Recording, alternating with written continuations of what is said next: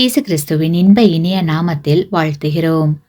இன்றைய வேத வசனம்: கர்த்தரை நான் எக்காலத்திலும் ஸ்தோத்தரிப்பேன், அவர் துதி எப்பொழுதும் என் வாயில் இருக்கும். சங்கீதம் 34:1. Today's Bible verse: I will bless the Lord at all times. His praise shall continually be in my mouth. Psalms 34:1. கர்த்தர் இஸ்ரவேல் ஜனங்களுக்கு செய்த பெரிய காரியங்களை எண்ணி அவர்கள் சந்தோஷத்தில் நிறைந்து கெம்பீரித்து பாடுகிறதை ஏசாயா 14 வாசிக்கலாம்.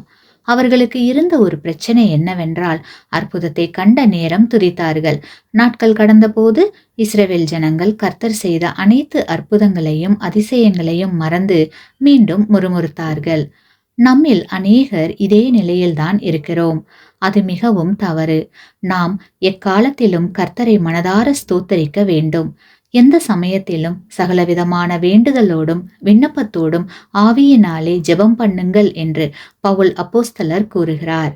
ஆகையால் கிறிஸ்துவுக்குள் அன்பான சகோதர சகோதரிகளே, இன்பமானாலும் துன்பமானாலும் எவ்வேளையிலும் கர்த்தர் நமக்கு செய்த நன்மைகளை நினைத்து மனதார துதிப்போம். ஆமேன்.